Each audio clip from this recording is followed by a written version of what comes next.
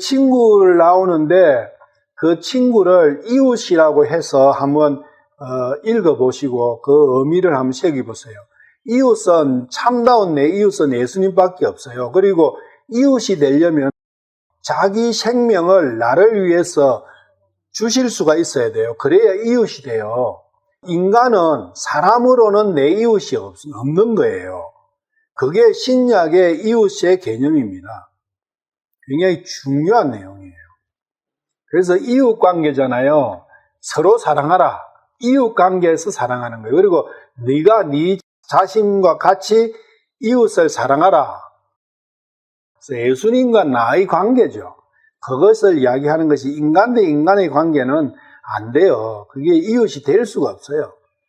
누가 감히 이웃을 위해서 자기 목숨을 줄 수가 있어요. 오늘은 욥기 12장 5절부터입니다. 4절에 이웃이 나오잖아요. 푸르선 성경 욥기 12장 5절 4절에 보면 하나님의 응답을 바라고 그분을 애타게 찾고 있는 내가 이웃에게 조롱을 당하는 자가 되었다. 육신의 이웃은 이렇게 조롱하는 거예요. 이 친구들도 욥 앞에 와서 표정이나 행동은 위로하는 것처럼 했잖아요. 근데 결국은 조롱하고 있잖아요. 속으로는 비웃고 조롱하고 멸시하잖아요. 저것이 죄를 얼마나 많이 지었으면 이 정도로 환난을 당할까 하는 그러한 부분도 있고 계속 욥을 조롱하고 있잖아요. 우리 육신의 이웃은 이런 거예요. 이웃이 없어요. 진정한 이웃. 진정한 이웃은 예수님밖에 없다는 거예요. 그걸 정확하게 우리가 알고 있어야 된다. 왜 예수님밖에 없느냐? 하나님도 이웃 아니냐? 하나님은 사람과 이웃이 될 수가 없어요. 하나님은 하나님이시기 때문에 사람하고는 이웃이 되려면 서로 보고 얼굴도 보고 대화도 돼야 되고 이게 이웃이지. 하나님은 하늘에 계시고 우리는 땅에 사는데 어떻게 이웃이 될 수 있어요? 하나님을 사랑하고 네 이웃을 네 자신과 같이 사랑하라. 이 두 분을 사랑하라 한 거예요. 하나님이 이웃이 될 수 있으면 네 이웃 따로 이야기할 필요가 없잖아요. 그래서 예수님이 중요하다는 거. 선한 사마리아인의 비유를 들어보시면 정확하게 나오죠. 5절 실족해 된 자가 안전히 거하는 자의 생각 속에서 멸시받는 등불같이 되었도다. 이게 실족해 된 자는 욥입니다. 욥 자신을 이야기하고 욥은 멸망으로 향해서 가고 있는 것처럼 보이잖아요. 환난을 당하고 너무너무 어려운 과정에서 실족한다는 그 뜻을 조금 있으면 볼 거예요. 실족해 된 자, 실족한 것이 아니고 실족에 가까운 상황에 처해 있다. 그런 실족하게 된 그 상황에 처하게 된 자가 안전히 가는 자는 친구들이에요. 친구들이 안전히 가는 자의 생각 속에서 멸시받는 등불같이 되었도다. 이게 무슨 말씀이냐? 안전한 자는 등불이 필요 없어요. 안전하게 대로를 가는데 등불이 뭐 필요하겠어요? 등불은 어둡고 좁은 길을 가는 자에게 등불은 필요한 거예요. 욥에게는 등불이 필요한 거예요. 그런데 친구들은 자기들이 안전하다 생각하기 때문에 등불이 필요 없죠. 실족이 뭐냐? 이게 미끄러진다, 슬립한다, 이런 이야기인데 실질적으로는 실족이 어떤 뜻이냐? 마태복음 5장 29절. 실족을 모르면 무슨 이야기인지 잘 몰라요. 만일 네 오른 눈이 너를 실족하게 하거든 그것을 빼어 내게서 내버리라. 네 지체 중에 하나가 없어지고 네 온몸이 지옥에 던지지 않는 것이 네게 유익하니라. 만일 네 오른손이 너를 실족하게 하거든 그것을 찍어 내게서 내버리라. 네 지체 중의 하나가 없어지고 네 온몸이 지옥에 던지지 않는 것이 네게 유익하니라. 여기 두 개의 실족해 하는 어떤 부분이 있는데 이 실족의 결론이 지옥에 던져지는 거예요. 실족은 지옥에 가게 되는 거예요. 이 실족에 미끄러져서 쭉 미끄러져 버리면 지옥 가는 거예요. 지옥 가게 만드는 것을 실족한다 그렇게 이야기하는 거예요. 그걸 생각하고 실족을 읽어보셔야 돼요.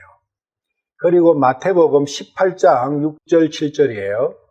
그러나 누구든지 나를 믿는 이 작은 자들 중에 하나를 실족하게 하면 차라리 연자 맷돌을 목에 매달고 바다 깊은 곳에 빠지는 것이 그에게 더 나으리라. 실족하게 하는 일들로 인하여 세상에 화가 있으리로다. 실족하게 하는 일들이 반드시 일어날 것이로되 실족하게 하는 일을 일으키는 그 사람에게는 화가 있으리로다. 여기 실족이 지옥 가는 부분이라고 생각하고 읽으면 사람을 지옥 가게 만드는 그 사람에게는 화가 있다 그 이야기예요. 실족하게 하는 일들이 어떤 일들이 있겠는가? 실족하게 하는 일이라는 게 과연 무엇이냐?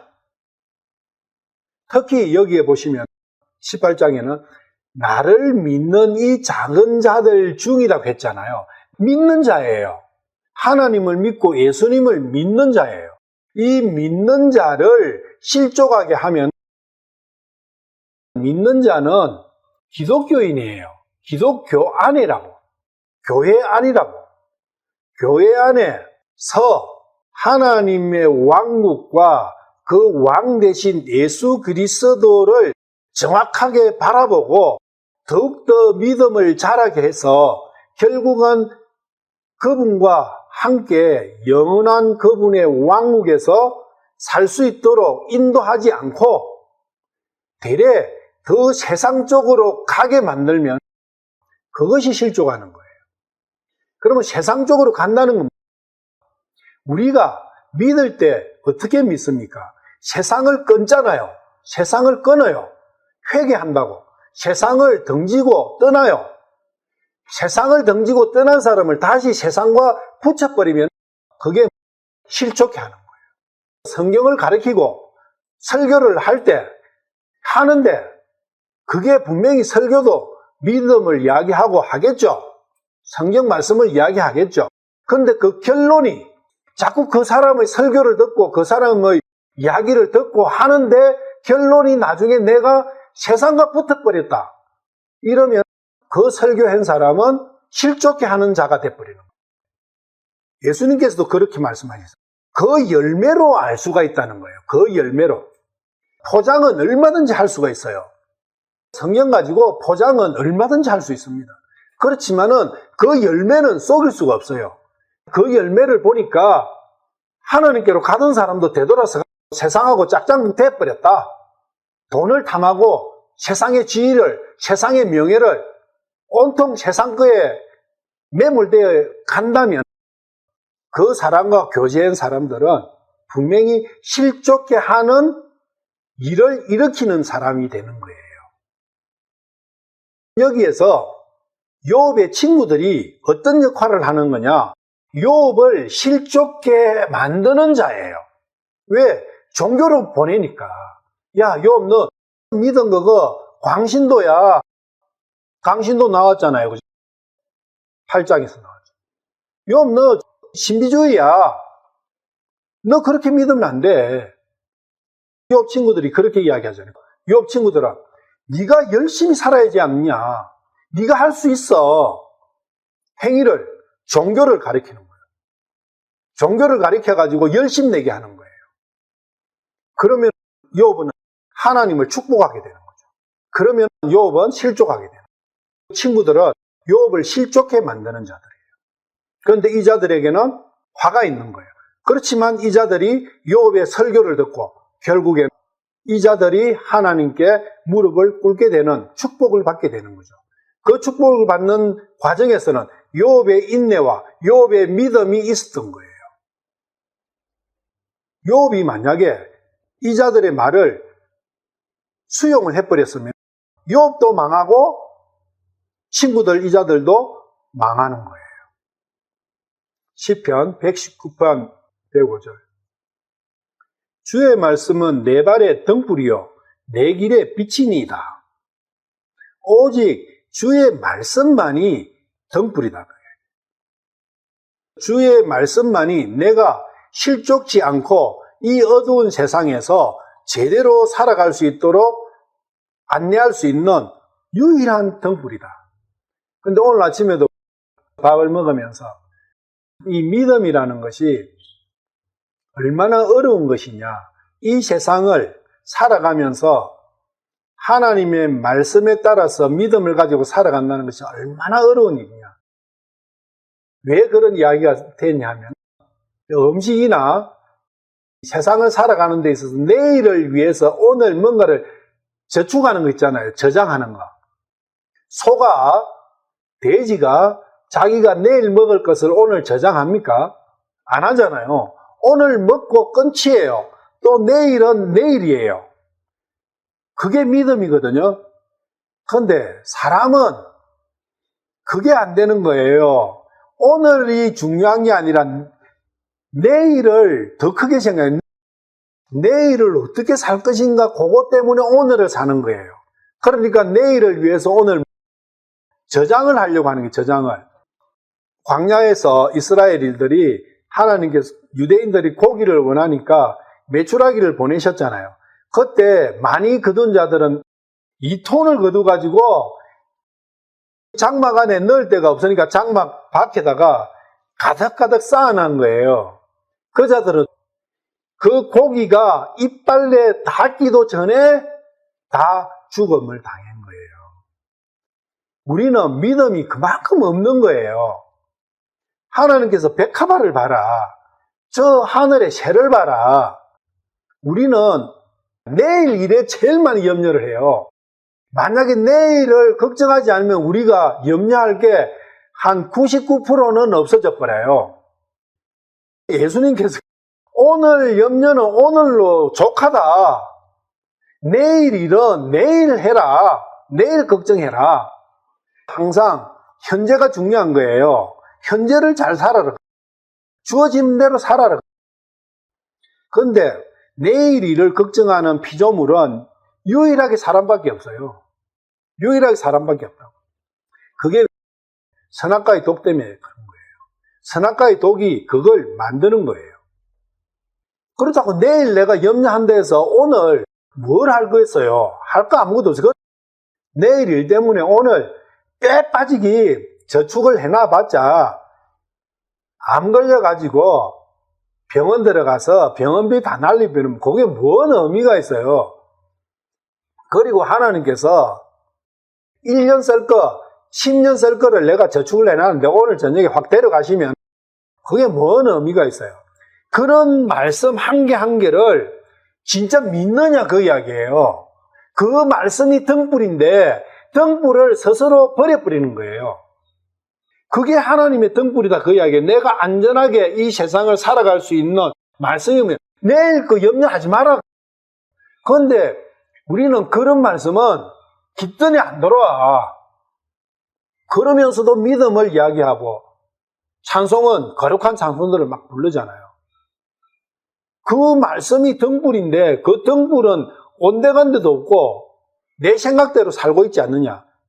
하나님께서 제일 정오하고 제일 싫어하시는 게 내 생각대로 사는 거예요. 그것은 재판도 필요 없이 죽는 사형감이에요. 신명기 민수기 나오잖아요. 네 생각대로 살지 마라. 그런데 이 등불, 주의 말씀은 내 발의 등불이요 내 길의 이 말씀은 거의 다 외우고 있어요. 그런데 외우면서 왜 현실에서는 안 써먹느냐? 그게 믿음인데 그렇다는 것은 믿음이 티끌만큼도 없다는 이야기 아니에요. 그걸 내가 알아야 된다고. 주님, 저는 믿음이 티끌만큼도 없군요. 그걸 믿음을 가지고 내가 다 할 수 있다는 게 아니에요. 중요한 것은 할 수 없는 거예요. 할 수 없을 때 주님, 저는 할 수가 없습니다. 주님의 손길을 주십시오. 주님, 불쌍히 여기십시오. 저는 할 수가 없습니다. 그 말을 하라고 이런 말씀들을 주신 거예요. 그런데 우리는 말씀을 볼 때 전부 다 내가 하려고 하잖아요. 할 수 있다. I can do it. 그리고 실제로 그렇게 가르치고. 아니에요.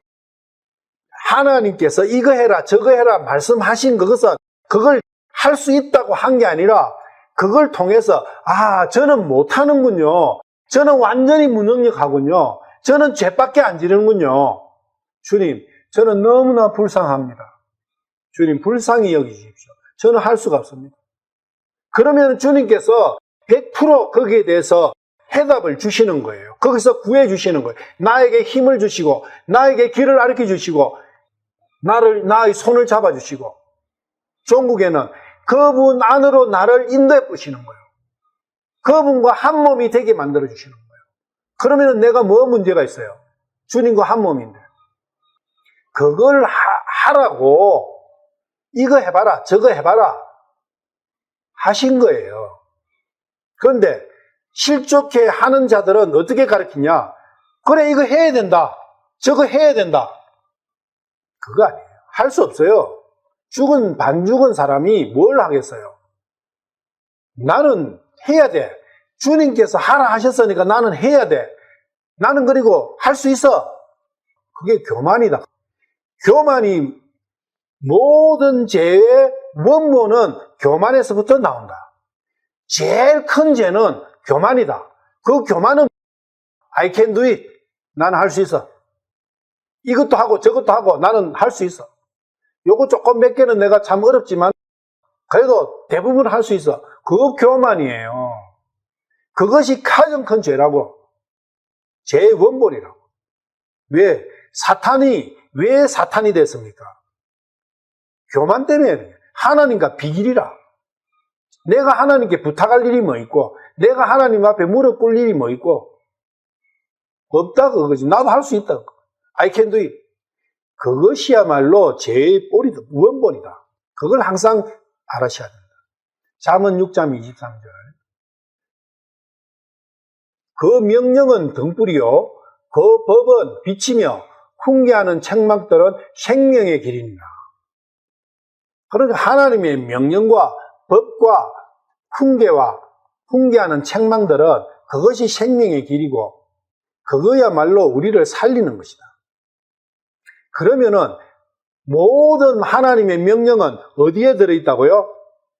네 이웃을 네 자신과 같이 사랑하는 거기에 모든 율법은 거기에 다 들어있다 그 이야기예요.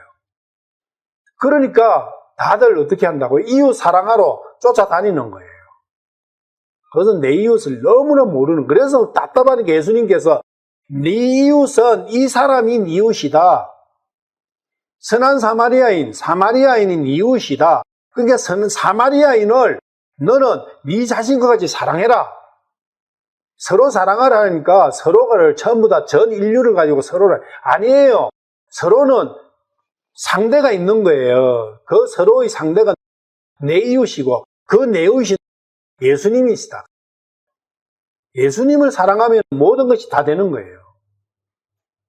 예수님을 사랑하는 그것만이 참 등불이고 참 생명의 길인 거예요. 그게 빛이고, 그러면 실족할 일이 없어요. 예수님만 사랑하면 완성된 거예요. 모든 것은, 모든 인생의 문제는 해결돼 버린 거예요. 근데 예수님을 빼버리고 거기에 사람을 넣어버리면 그게 종교다. 내 이웃에 예수님을 빼버리고 사람을 넣으면 그게 종교다. 그래서 율법사는 그게 사람이라고 생각한 거예요. 그래서 누굽니까? 이렇게 딱 물어본 거예요. 그러니까 예수님은 내가 네 이웃이야. 유일한 네 이웃은 내야. 그렇게 말씀하신 거예요. 욥기 29장 3절. 그때는 그분의 등불이 내 머리를 비추었으면 내가 그분의 빛을 힘입어 어둠 사이를 다녔나네. 이때는 그때라는 게 언제냐 하면 욥이 환난 전이에요. 환난 전에 욥에게는 등불이 욥의 머리를 비추어 줬어요. 그런데 왜 환난을 주님께서 머리를 빛을 비춰 주셔가지고 이렇게 다닌 믿음의 욥이었는데 왜 환난을 겪게 만드셨느냐? 왜 환난을 허락하셨느냐? 등불을 욥 안에다가 주시기 위함이에요. 지금은 욥과 등불은 분리되어 있어요. 단지 머리 위에서 비출 뿐이잖아요. 주님께서는 여기에서 만족하지 않아요. 주님께서는 자기를 믿는 자에게는 이 등불 자체를 그 속에다가 넣어주시려고 하는 거예요. 그것이 주님의 목적이에요. 욥은 환난을 통해서 그 믿음을 잃지 않고 계속 유지했을 때 인내를 가지고 그 믿음을 유지하니까 결국은 그 등불을 자기 속에 갖게 된 거예요. 그것이 완성입니다. 믿음의 완성이에요. 그것이 말로 모든 행복의 완성이에요. 모든 문제의 완성이라고. 주님께서는 창세전에 그것을 예정하시는 거예요. 내 속에 자신의 빛을 넣어주시려고. 율법은 밖에서 비추는 거예요. 율법은 밖에서 비추는 거예요. 밖에서 비출 때는 내가 가림막을 쳐버리면 어두울 수 있어요. 그렇지만 내 속에 빛이 들어와 버리면 그거는 끝난 거예요. 모든 건 피니시예요. 그것을 예정하신 거예요. 주님께서 왜 2000년 전에 오셔가지고 십자가에 돌아가시느냐. 바로 내 속에 이 빛을 주시기 위함이에요. 내가 받기만 하면 되는 거예요. 주십시오 하면 되는 거예요. 그러면 모든 인생의 문제는 종결이 됩니다. 주님의 빛이 들어옵니다. 그 빛은 에너지가 무한대예요. 지혜가 무한대예요. 명철이 무한대입니다. 지식이 무한대예요. 무슨 문제가 있습니까? 문제 없어요. 저도 왜 환난 전에도 빛을 받고 있었는데 욥이 왜 이 환난을 통과해야 되느냐? 바로 그거예요. 환난 전에는 빛이 근처에 있었지만 빛과 욥은 분리된 상태였다. 주님의 원은, 주님은 뭘 바라시느냐? 그 빛과 내가 하나가 되는 거예요. 그게 완전한 사랑이잖아요. 완전한 사랑은 완전한 한 몸이잖아요. 욥의 머리 위에서 빛이 비출 때는 욥이 어떻게 살아갔느냐? 율법이나 양심에 비춰 완전하게 살아갈 때는 항상 실족의 위험이 도사리고 있었다 그 이야기예요. 이게 3장, 욥기 3장에 거기 나오는 이야기예요. 욥기 3장 한가 봐요. 25절, 26절.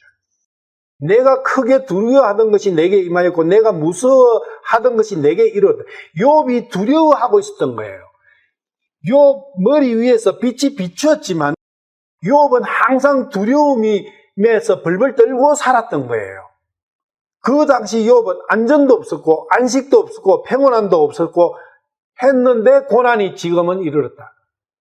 사람이 보기에는 욥은 완전한 행복을 누리고 있었던 것 같지만 그 마음속에서는 안전도 없었고 안식도 없고 평온도 없었던 거예요. 조마조마하면서 살았던 거예요. 그런데 그 빛이 욥 안에 들어버리면 이런 게 완전히 없어지는 거예요. 완전한 평화, 완전한 안전, 완전한 안식이, 그리고 두려움 없어요. 왜? 사랑으로 충만해버립니다. 사랑 앞에서는 두려움 없어요. 사랑하는 사람에게 두려움을 느끼면 그게 사랑이 되겠어요? 그렇지만 그 사랑을 향해서는 처음에 두려움에서부터 출발하는 거예요. 완전한 사랑을 취득하기 위해서는, 얻기 위해서는 두려움에서부터 출발이 돼야만이 거기에 이룰 수 있어요. 욥은 두려움에서부터 사랑으로 가고 있는 게 보이잖아요. 두려워할 때는 안전도 없고 안식도 없고 평온이 없어요. 그런데 완전한 사랑 안에는 완전한 안식, 완전한 안전, 완전한 평온이 있는 거예요. 그게 두려움과 사랑의 차이입니다. 그런데 욥은 율법과 양심을 완전하게 지키려고 하니까 두려움과 불안과 초조와 그런 게 있는데, 율법이 뭐고 양심이 뭐고 하나님이 뭐고 그냥 세상에서 열심히 살고 지금 내가 행복하게 띵가띵가 하면 살면은 땡이지 하는 사람에게 두려움이 있겠습니까? 없어요. 이 친구들은, 욥의 친구들은 두려움이 있습니까? 없어요. 불안 없어요. 초조 없어요. 완전한 평안이에요. 두려움이 없으면 완전한 평안이 오는데 이것은 믿음이 없는 세상의 평안이에요.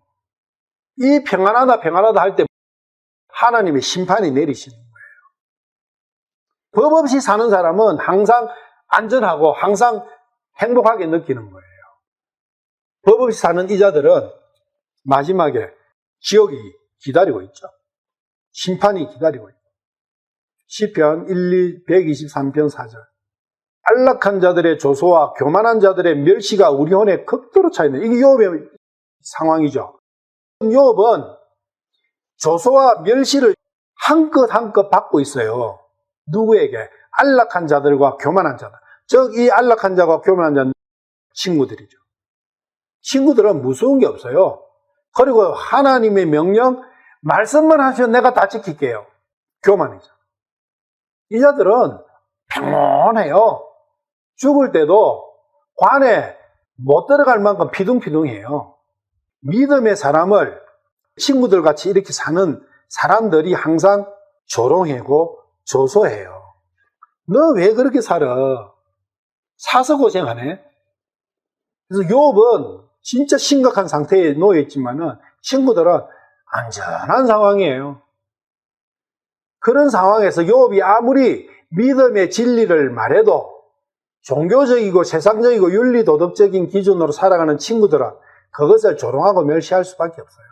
이 자들에게는 믿음을 이해를 못해요. 왜? 믿음은 보이지 않는 것에 대한 것이잖아요. 이 자들은 오직 보이는 것, 종교인들은 오직 보이는 것만은 인정하고 보이는 것만이 기준이거든요. 그러니까 보이지 않는 믿음에 대해서 이야기하는 욥이 어리석기 짝이 없는 거예요. 친구들의 욥을 정죄하면서 어리석고 너는 바보구냐 하면서 자기들이 조언을 하고 있어요. 충고를 하고 있어요. 그런데 그 충고는 지극히 종교적이고 세상적이고 윤리도덕적이다. 만약에 이 종교적이고 윤리도덕적인 세상적인 이 조언을 욥이 받아들여버리면 욥은 망하는 거예요. 그런데 그것을 받아들이지 않고 끝까지 믿음을 견지한 그것을 욥의 인내라고 하는 거예요. 그게 야고보서에서 나오는 욥의 인내예요. 욥이 무슨 환난을 당했는데도 어떻게 그거 아니에요. 외형적인 그 환난을 가지고 욥의 인내라고 하면 잘못 본 거예요. 이 친구들이 하나님과 욥을 떼내기 위해 가지고 가진 전략을 다 썼지만 그것에 굴하지 않고 처음에 하나님의 보이지 않는 하나님을 믿는 그 믿음을 견지한 그것을 욥의 인내라고 하는 거예요. 그것은 혼적인 것이고 영적인 것이지 육적인 거 아니에요. 욥은 벌써 육적인 것을 포기해버린 상태예요. 그것에 대해서는 더 이상 이야기 안 해요. 그런데 우리는 욥이 육신적인 부분에서 그걸 잃더라도 내가 믿음을 견지했다고 생각하니까 이게 엉뚱한 방향으로 가버리는 거예요. 그래서 인내라 하면은 전부 다 육신적인 고통과 육신적인 힘듦과 육신적인 아픔을 이겨나가는 그것을 인내라고 하는 거예요. 아니에요. 그것은 인내 아니에요. 그걸 갖고 이야기하는 거 아니라고. 하나님과 떼어놓으려고 하는 이 유혹과 핍박을 어떻게 믿음으로써 그걸 이겨내느냐. 그것이 인내예요. 욥은 위태로운 상태지만은 그 자신이 등불이었어요. 그래서 욥의 세 친구들이 나중에 이 등불의 인도를 받아서 하나님께로 가게 되는 거예요. 외형적인 등불과 내면적인 진리. 예수님도 진리의 참 등불로 오셨지만 외형적인 것만 보고 판단하는 유대인들에게 조롱받고 비웃음을 받았다.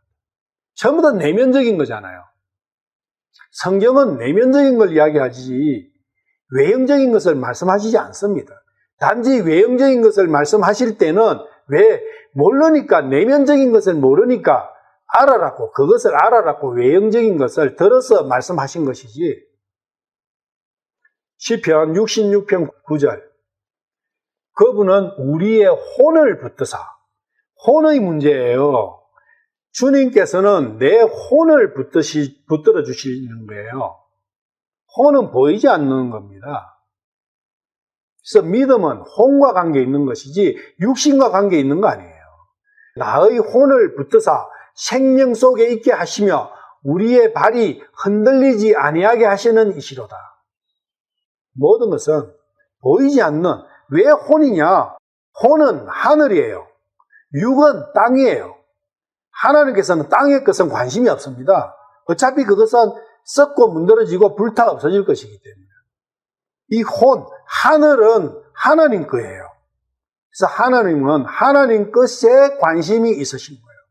이 육에 관계되는 것, 땅에 관계되는 것은 하나님은 상관이 안 하세요. 상관도 없으세요. 그런데 우리는 온통 이 성경의 말씀을 땅의 것의 기준을 가지고 재단을 하다 보면 하나님의 뜻과는 정반대로 가버리는 거예요. 하나님의 뜻을 성취하면서 산다 하면서 반대로 가버리는 거예요. 시편 121편 3절. 그분께서 네 발이 흔들리지 아니하게 하시면 너를 지키시는 이가 졸지 아니하시리로다. 이만큼 나를 주시하고 계시고 지키고 계시는 거예요. 우리는 몰라요. 욥기 2장 6절. 주께서 사탄에게 이르시되 보라 그는 네 수중에 있지 않느냐. 그렇지만 그의 생명은 내가 지킬 것이니라 하시니라. 하나님은 어떻게 뭘 하신다고요? 사탄 네가 무슨 짓을 하든 땅의 걸 갖고 네가 무슨 짓 수작을 벌이든 그건 나는 상관하지 않는다. 그렇지만 나는 뭘 하겠다? 하나님께서 욥의 생명은 내가 지킬 것이다.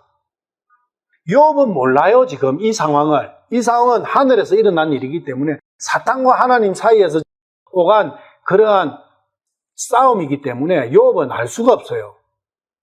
그렇지만 우리가 이 욥기라는 말씀을 가지고 우리는 전체를 보니까 알 수 있잖아요. 그럼 하나님은 뭘 하신다고요? 욥의 생명을 지키기 위해서 하나님께서는 졸지도 않으시고 모든 상황을 관리하고 계시는 거예요. 오직 하나님께서는 나의 생명을 지켜주시는 거예요. 사탄은 나의 생명을 멸망시키는 거예요. 그 두 가지예요. 이 세상과 이 세상의 일들은 나를 멸망시키려고 하는 거예요. 모든 게. 돈을 주더라도 그 돈은 결론은 나를 멸망시키는 거예요. 하나님께서는 나의 생명을 살리시려고 하는 거예요. 하나님께서는 나를 고난을 주시고 나를 어려움에 두게 하시는 것조차도 나의 생명을 지키기 위해서 하시는 거다는 거예요. 그 믿음이 있어야 된다는 거예요. 그게 믿음이에요. 이게 거꾸로 돼버리면은 사탄이 하는 일은 내한테 엄청 사탄은 우호적인 것 같이 보여요. 세상은 엄청 나에게 우호적인 것 같아요. 그런데 성경 말씀에 딱 들어보면 깝깝해져 버려. 하나님은 나를 항상 어렵게 하시는 존재같이 보여요. 그게 아니다는 거예요. 완전 반대로 알고 있다. 사탄은 무슨 짓을 하든 나의 육신의 행복을 주는 그러한 걸 하든 어떻게 하든 사탄의 목적은 나를 멸망시키는 거예요. 그래서 세상을 끊는 거예요. 그걸 알게 되면 세상을 끊게 되는 거예요.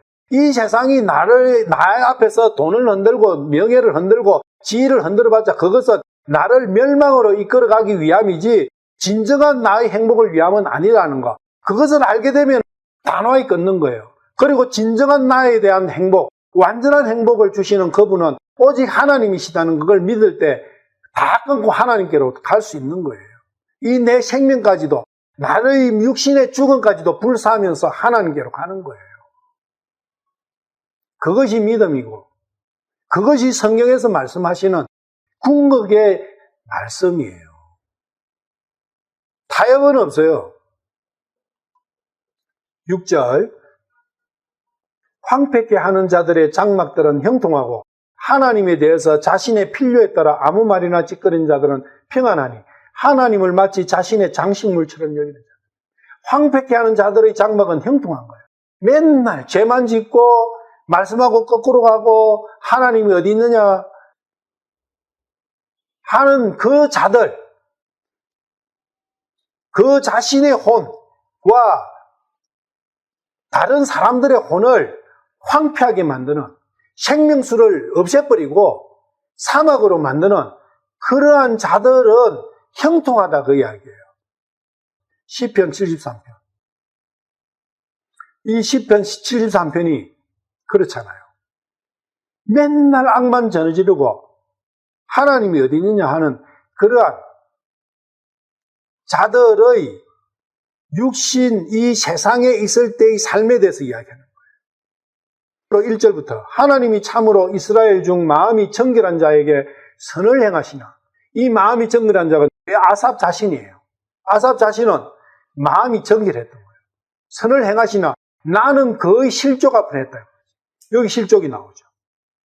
내 걸음이 미끄러질 뻔하였으니 왜 그러느냐? 이는 내가 악인의 형통함을 보고 오만한 자의 질시하였으므로. 오만한 자를 질시하셨습니다. 악인, 교만하고 악만 저지르고 죄만 저지르고 하는 그 자들이 보니까 형통한 거예요. 세상에서는 너무 잘 되는 거예요. 돈도 잘 벌고 사업도 번창하고 자식도 좋고 건강도 좋고 모든 것이 잘 되는 거예요. 그들은 죽을 때에도 고통이 없어요. 죽을 때까지도 힘이 팔팔한 거예요. 타인과 같은 고난도 없었어요. 타인과 같은 재앙도 없었어요. 그러므로 교만이 거의 목걸이요 폭력이 그들의 입는 옷이며 교만하고 다른 사람을 멸시하고 살찜으로 그들 눈이 솟아나며 그들 소득은 마음의 소원보다 진하며 그들의 소득은 내가 마음으로는 한 100억 있으면 좋겠는데 실제로는 1000억이 빡 들어가는 거예요. 그러면 주위 사람들도 그 사람을 보면 어떻게 하겠어요? 와, 진짜 부러워하겠죠, 마음으로. 이렇게 사는 사람 보면은 병도 안 걸리지. 완전하잖아요. 완전한 세상 삶이잖아요. 완전한 행복 같죠. 우리 원하지 않습니까? 이런 걸. 그 소득이 마음이 원하는 것보다 더 많다니 이게. 그들은 능욕하며 악하게 압제하여 거만히 말하며 그들의 입은 하늘에 두고 그들의 혀는 땅을 두루 돌아다닌다. 11절 말하기를 하나님이 어찌 알겠느냐? 지극히 높이 계시는 자에게 높은 자에게 지식이 있으랴? 이거 뭡니까? 하나님이 뭐 있어? 하나님이 어디 있어? 뭔 하나님이야? 개뿔 같은 소리지. 마음속에 믿는다, 입으로는 믿는다 하지만 마음속에 보라 이들은 악인이라 항상 평안하고 재물은 더하도다. 재물이 기준인 사람은 이 사람들이야말로 믿음이 제일 좋은 사람이에요. 그리고 세상이 평온한 걸 좋아하는 사람은 이 사람들이야말로 믿음의 최상층이에요. 왜? 항상 평안하고 항상 재물은 넘쳐나니까 주체 못하는 거예요. 재물이 너무 많아서. 13절에 내가 내 마음을 정의하며 내 손을 씻어 무지하다 한 것이 실로 헛되도다. 나는 제한 지으려고 하나님 앞에서 제한 지으려고 얼마나 노력하고 하는데 내가 보니까 그것이 헛된 일이네. 저거 맨날 죄만 저지르고 하나님 앞에서 욕만 하는 자가 절에 사는 거 보니까 저 자가 맞는 것 같네. 내 삶이 헛된 거네. 나는 하루 종일 재앙을 당하며 아침마다 질책을 받았다. 내가 만일 스스로 이를 내가 이렇게 말하리라 하였다면 주의 아들들의 세대를 향하여 범하였으리라. 이것을 보면서 갈등을 일으킨 거예요. 그러면서 결론적으로 내가 가고 있는 길이 틀렸구나 이렇게 했다면 그것이 엄청난 잘못을 범하였을 텐데 17절 하나님의 성소에 들어갈 때야 그들 결국은 내가 깨달았네. 그들 결국을 이렇게 세상에서 이렇게 사는 자들이 어떻게 되는 것을 알았다 그 이야기예요. 18절 주께서 참으로 그들을 미끄러운 곳에 두시며 미끄러운 곳에 있으면 어떻게 돼요? 실족하게 되는 거잖아요. 쫙 미끄러지면 끝이 어디예요? 지옥이잖아요. 그걸 깨달은 거예요. 그들이 어찌 그리 졸지에 황폐되었는가? 놀람으로 전멸하였나이다. 이렇게 된다고요. 황폐케 하는 자들의 장막은 형통해요. 이 친구들도 형통하잖아요.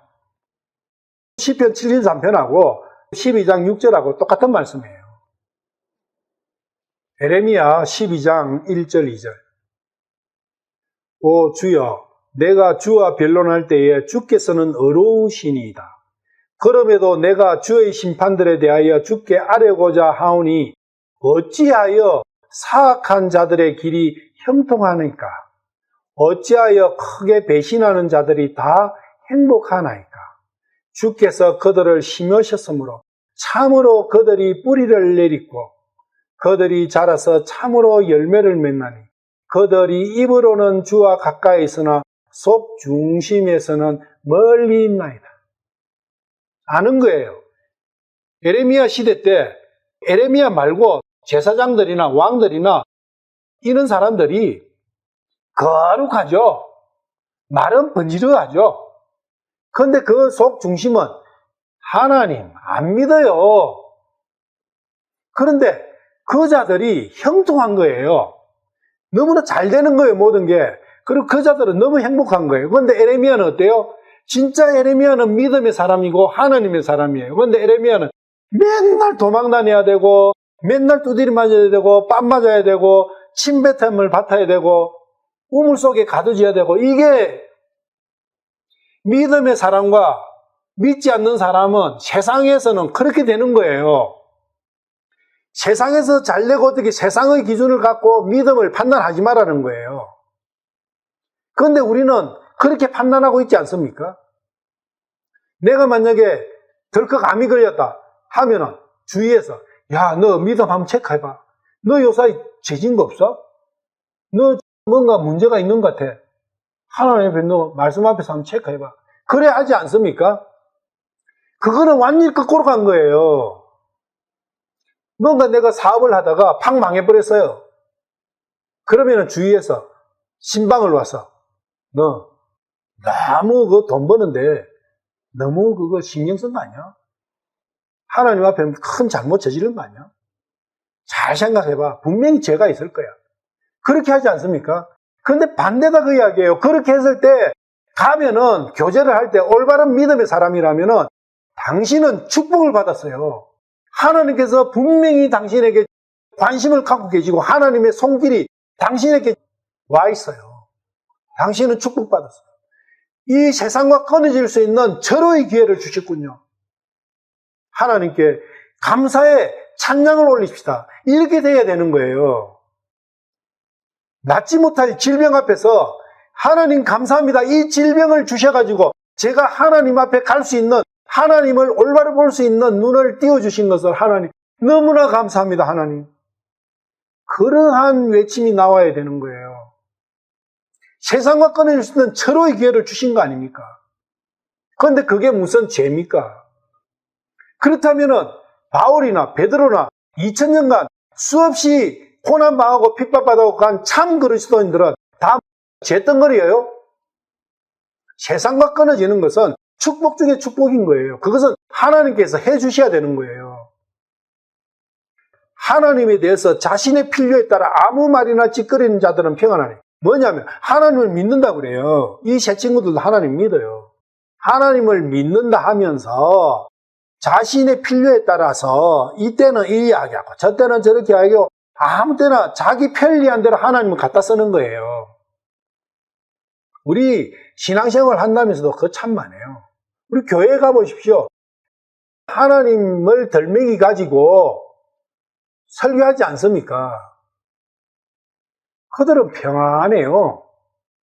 잘 돼요. 그래서 육신적으로 보면 야, 저 사람들 진짜 믿음 좋은가 보다. 저 사람들은 참 하나님 축복 속에서 사는가 보다. 그 사람들은 모든 게 육신 기준이에요. 하나님을 마치 자신의 장식물, 이 장식물이라 했는데 제가 조금 표현을 순화시키기가 장식물이었어요. 장난감처럼. 하나님을 마치 자신의 장난감처럼 여기는 자들. 우리 인형 갖고 놀잖아요, 예를 들면. 그런 것처럼.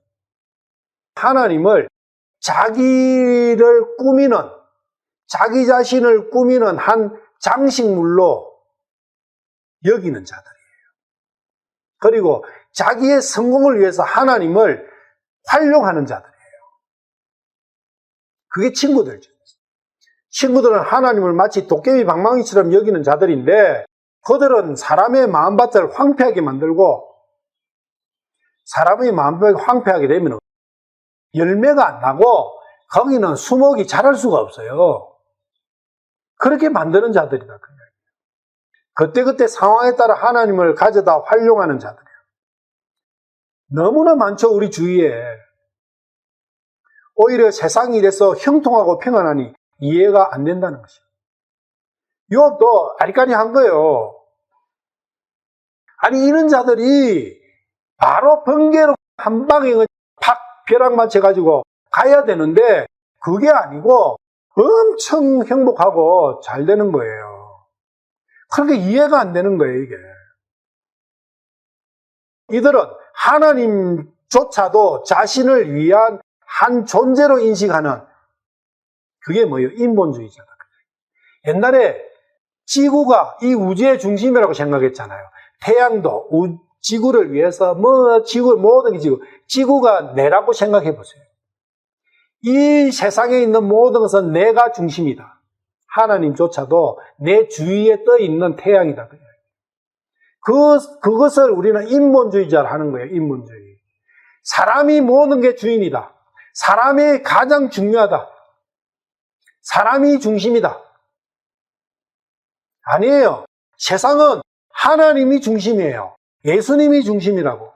그걸 신본주의자라 해요. 신본주의. 신본주의가 맞아요. 태양이 중심이에요. 태양을 중심으로 위성은 떠돌 뿐이에요. 그리고 그 태양에서 주는 에너지를 가지고 빛을 가지고 살아가는 존재일 뿐이다. 태양 없어지면 아무것도 없어요. 그런데 인본주의자들은 하나님 없어도 살 수 있다고 이야기해요. 그렇지만 진짜 하나님이 손 탁 놔버리면 티끌모아도 못하게끔 사라져버려요. 우리의 존재는 그렇다고. 그것을 알아야 된다고요. 하나님 계시니까 내가 존재한다는 거. 그 의미를 알아야 돼요. 그런데 우리는 거꾸로 내가 존재하니까 나를 위해서 하나님이 계신다. 이렇게 생각할 수 있어요. 하나님도 나를 위한 한 구성물이다. 이렇게 생각할 수 있다고요. 그거야말로 하나님을 경멸하고 하나님을 멸시하고 하나님을 모욕하는 거예요. 다른 거 없어요. 내가 그렇게 살고 있지 않습니까? 우리는 무슨 큰 살인을 저지르고 율법 이런 데서 잘못하는 그것을 하나님께 잘못하게 그거 아니에요. 그것은 격가지예요. 원줄기는 바로 교만과 하나님을 인정하지 않는 하나님 중심되는 그 사상에서 벗어난 그 표적을 벗어난 상태, 그 상태가 문제의 뿌리라고요. 그런데 우리는 믿는다 하면서 맨날 하는 짓거리가 뭐예요? 그 죄만 갖고 맨날 이야기하고 있지 않습니까? 본질을 벗어난 거예요. 죄라는 뜻은 뭡니까? 표적에서 벗어난 거예요. 뭐 잘못을 저지르고 한 그것은 죄의 한참 격가지라고요. 죄의 원본은 하나님에서 벗어난 거예요. 표적이 벗어난 거예요. 하나님과 떨어지면은 그게 죄예요. 그게 죄의 본이죠. 그러면 인본주의자는 더 떨어져도 한참 떨어질 뻔인 거예요. 하나님과. 피노키오가 왜 불행하게 됐습니까? 자기를 만든 할아버지를 떠나버리니까 불행하게 된 거예요. 피노키오가 성경 이 말씀을 진짜 함축해 놓은 겁니다. 그러니까 피노키오가 팔려가가지고 고래 뱃속에 들어가니까 할아버지가 그 피노키오를 구하기 위해 가지고 고래 뱃속에 같이 고래한테 잡먹히잖아요. 그러니까 뱃속에 들어가서 구해 나오잖아요. 그게 예수님의 그 지옥 가신 그거예요. 나를 살리기 위해 하셔가지고 십자가에 돌아가신 그 이야기예요. 피노키오는 굉장히 성경적인 말씀이에요. 백설공주도 그랬지만. 우리가 피노키오예요. 7절. 그러나 이제 말 못하는 짐승들에게 물어봐라. 그것들이 너를 가르치리라. 공중의 날짐승들에게 물어봐라. 그것들이 네게 알려주리라. 여기에 두 개가 나오는데 짐승과 날짐승이 나와요. 왜 공중의 날짐승하고 땅의 짐승하고 분리했느냐? 땅의 짐승은 말 못하는 거라고 했어요. 땅의 짐승의 특징은 말 못하는 거예요. 그런데 공중의 날짐승은 말 못하는 거 안 들어있어요. 그런데 오늘 아침에서도 뭐 빨리 제가 좀 일어났지만 여기 새가 우리 집 주위에 숲이 많으니까 새가 엄청 자자자자자자 해요. 그래서 내가 이 말씀을 보면서 새소리를 곰곰이 자세히 들어봤어요. 그런데 새소리는 곡조가 있고요, 높낮이도 있고 이게 성조가 있어요. 노래하는, 그래서 새는 노래한다고 표현하잖아요. 그것은 새는 혀를 쓰는 거예요. 혀를, 소리를 낼 때 혀를 쓰는 거예요. 부리도 있고. 그런데 짐승은 말을 못해요. 소 보면은 매 끝이에요. 개 컹컹, 여기 개는 늑대 소리 내더라도 와, 돼지 꿀꿀 끝이에요. 그거는 뭐냐? 말을 못하는 거예요. 말은 어떻게 나오느냐 하면, 그래서 벙어리예요. 짐승은 벙어리인데 왜 벙어리는 뭐냐 하면은 입술과 혀가 안 맞아요. 특히 입술이 없어요. 우리 말이 입술과 혀가 조화를 이루가 말을 만들어내는데 짐승들은 입술이 안 돼요. 입술을 딱 닫고 입술을 열지 않고 입 안에서 혀만 가지고 말을 해보세요.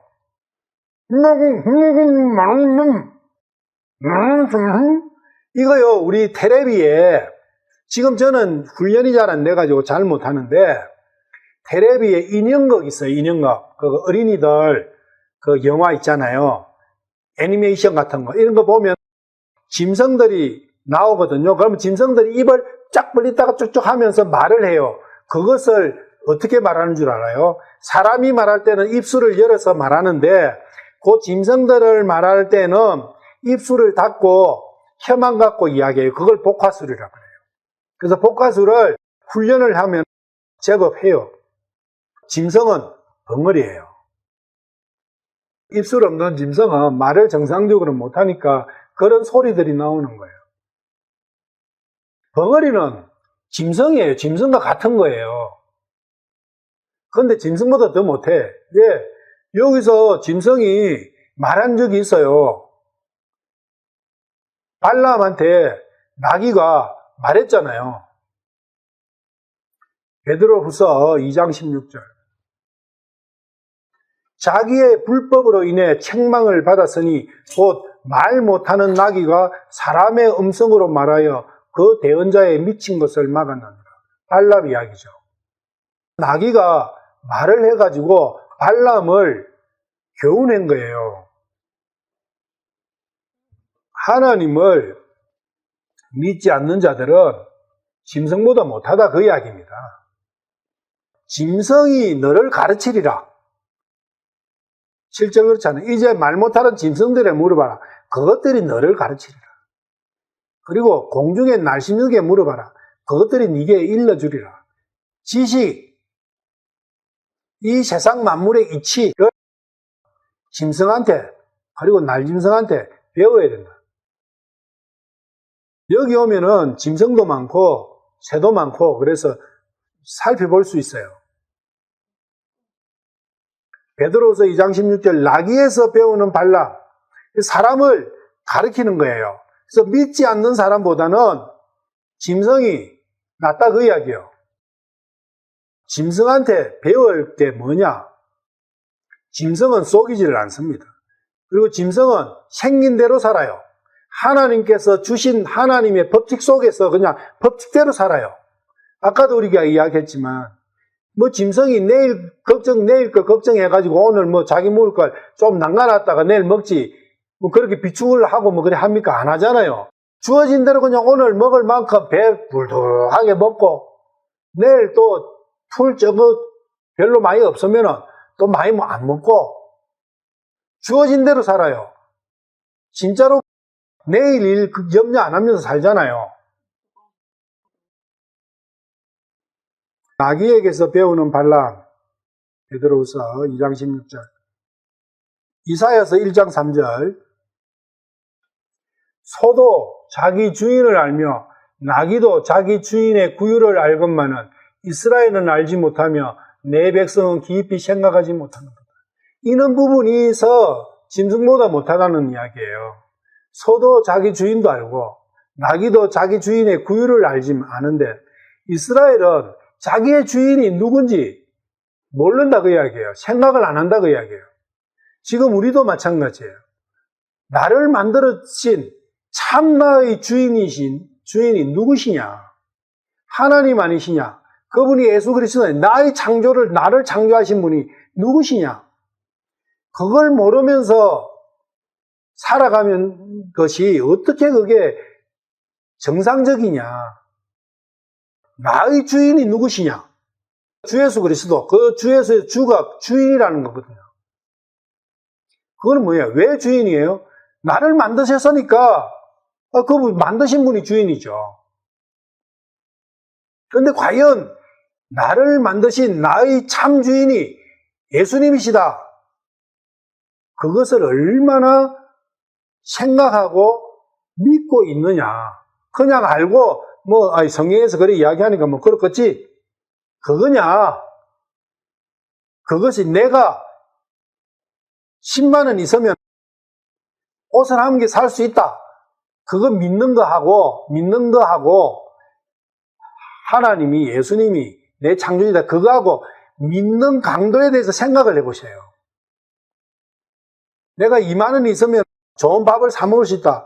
그 믿음과 나를 만드신 분이 하나님이시다. 그거하고 얼마나 차이가 있느냐.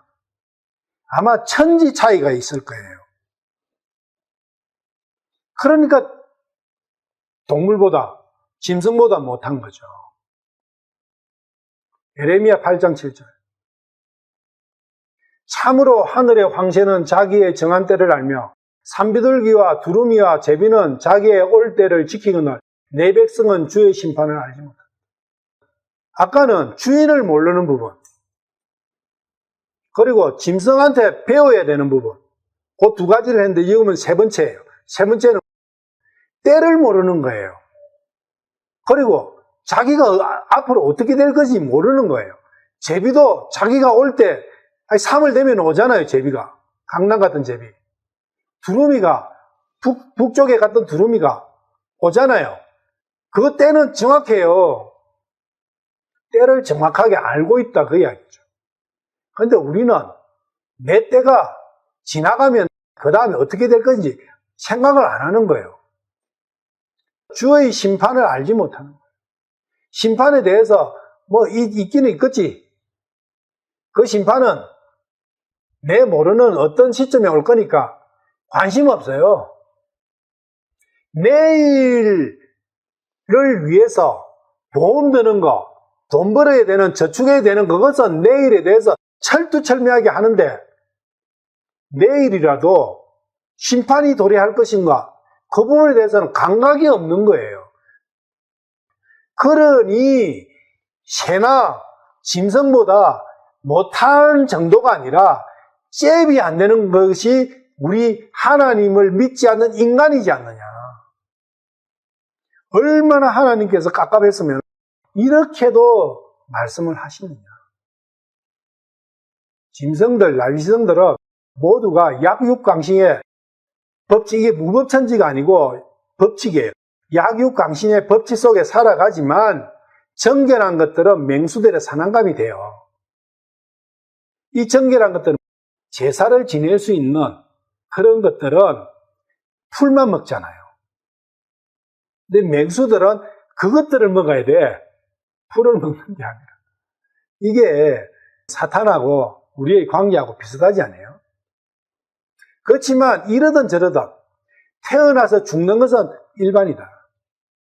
죽음 앞에서 나는 안 죽을 수 있다 하는 게 누가 있느냐 그거예요. 모든 피조물은 끝이 있다는 거예요. 사람도 끝이 있다는 거예요. 그 끝에 대해서 깊이 좀 생각해야 되지 않느냐. 죽는 그것이 중요한 게 아니에요. 죽음은 필연이다. 그것을 얼마만큼 내가 새기느냐. 죽음이 곧 내 눈앞에 어른거린다 하면 내 사는 삶의 방식이 틀리지게 됩니다. 8절. 혹은 땅에게 말하라. 땅이 너를 가르치리라. 바다의 물고기들이 내게 밝게 알려주리라. 땅은 육신이잖아요. 그러니까 육신적인 사람도 다 아는 내용이 아니냐. 친구들이 하는 이야기, 너가 하는 이야기는 상식 중에 상식 아니냐. 그런 이야기예요. 땅이 너를 가르치리라. 바다의 물고기들이 네게 밝게 다 아는 내용이에요. 땅과 짐승과 새와 물고기는 사람을 위해 주신 피조물이잖아요. 땅은 내 육신은 내 혼을 담는 그릇으로 주셨잖아요. 그리고 짐승과 새와 물고기는 사람을 위해서 주셨잖아요. 이것들이 사람을 섬겨야 되는데 거꾸로 사람이 이것들을 섬기고 있어요. 제일 많이 섬기는 게 육신을 섬기고 있고, 짐승도 힘센 짐승들을 사람이 섬기잖아요. 소, 우상 많죠? 독수리를 섬기고, 물고기는 진짜 많이 섬겨요. 다곤이 인어예요, 인어. 다곤이 인어라고.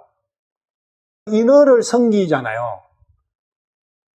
가톨릭의 주교들이 쓰는 그 모자가 고기대가리입니다, 고기대가리. 생선이 입을 쫙 벌리고 있는 모습이에요.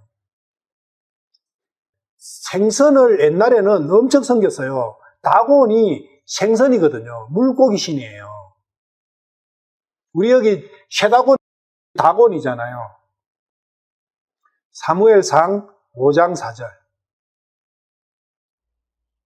그들이 그 다음날 아침에 일찍 일어났는데 보라, 다곤이 주의 궤 앞에서 얼굴을 땅에 댄 채 쓰러졌고, 다곤의 머리와 두 손바닥은 끊어져서 문지방에 있고 다곤의 몸뚱이만 남았더라. 여기 다곤이 나오죠. 다곤상. 이게 인어상이에요. 물고기상이라고. 여기 나오는 이 네 가지들은 사람이 섬기는 우상을 이야기해요. 근데 제일 큰 우상이 육신이다. 땅이에요. 가장 심각한 우상은 육신이다. 그렇지만 짐승이나 새나 물고기가 자신을 섬기라 한 것은 아닌데, 짐승이나 새나 물고기가 나를 섬기라 했어요. 아니잖아요. 아닌데 인간이 자의적으로 그걸 섬기는 거예요. 거기서 무슨 힘을 얻으려고. 이게 인간이 얼마나 우둔하고 어리석었냐고. 그걸로 여기 오면 큰 나무가 많잖아요. 이 큰 나무 밑에는 항상 이상한 거 걸어놨죠. 나무 섬기는 거예요. 나무나 이런 우상들을 섬기는 거 보면, 그런데 정작 이 우상들은 자기들을 섬기라 한 것도 아니고, 그리고 미선도 안 하고 쏘기도 안 해요. 9절. 이 모든 것을 통해 주의 손이 이 일을 이루신 줄 누가 알지 못하느냐? 세상에 어떤 자연계를 볼 때 하나님의 손이 이 모든 자연계, 이 세상을 다 만드셨다는 것을 누가 알지 못하느냐? 상식 아니냐? 그 상식적인 걸 갖고 너희들은 나한테 그렇게 잘난 것처럼 뻐기면서 지혜가 너한테만 인 것처럼 그렇게 이야기하느냐? 그런 이야기예요, 종합적으로는. 이 일 10절에 모든 생물의 혼과 모든 사람의 영이 그분의 손에 있느니라. 그러니까 모든 생명은 그분의 창조주의 손 안에 있다. 그걸 이야기하는 거예요, 이 일은. 모든 피조물의 태어남과 죽음은 주님의 섭리에 따라 이루어진다. 그래서 내가 어떻게 할 수 있는 게 아무도 없다. 사람만이 그것을 내가 어떻게 함으로써 피할 수 있고, 어떻게 연기시킬 수 있고, 어떻게 할 수 있다고 생각하고 있는 거예요. 다른 피조물은 절대적으로 거기에 그냥 그 법칙에 따르는데, 사람만이 그 법칙을 변개시키는 거예요. 마태복음 6장 26절 봐봐요. 공중의 날심령들을 보라. 그것들은 씨 뿌리지도 아니하고 거두지도 아니하며 곳간에 모아들이지도 아니하되 너희 하늘 아버지께서 그것들을 먹이시나니 너희는 그것보다 훨씬 더 낫지 않느냐. 그러니까 공중의 새를 봐라. 그것이 무슨 깨를 내가지고 자기가 어떻게 안 하지 않느냐. 소는 소의 방식으로, 까마귀는 까마귀의 방식대로, 물고기는 물고기 방식대로, 이런 것들을 우리는 법칙이라 부른다고요. 그대로 법칙대로 살지 않습니까? 그 법칙에서 소가 소 살기 싫어 서로. 개를 딱 보니까 개가 너무 행복하겠네. 개처럼 살아야지. 그렇게 하지 않지 않습니까? 소는 소대로 그냥 묵묵하게 자기 주어진 대로 사는 거예요. 개는 개대로. 그것이 법칙인데 그것이 하나님의 섭리 아니냐. 그게 소가 뭐 자기가 하고 싶어서 그런 게 아니에요. 만드실 때 벌써 그 법칙을 그 안에 넣어놓은 거예요. 모든 개체는 각자의 법칙의 지배를 받으며 사는 거예요. 그래서 하나님의 법칙대로 사는 거예요. 그런데 그 법칙을 벗어나서 살려는 것은 없는데 오로지 인간만이 하나님께서 주신 창조법칙에서 자신의 법칙을 만들려고 하는 거예요. 성경은 하나님께서는 인간을 이렇게 만드시니까 사람은 이렇게 살아가면 돼 해놨는데 그게 믿음지 못하는 거예요. 그래서 자기의 길을 개척하려고 하는 거예요. 하나님의 길을 떠나서. 그게 악이다. 그게 죄다 그 이야기예요. 오늘은 여기까지 할게요.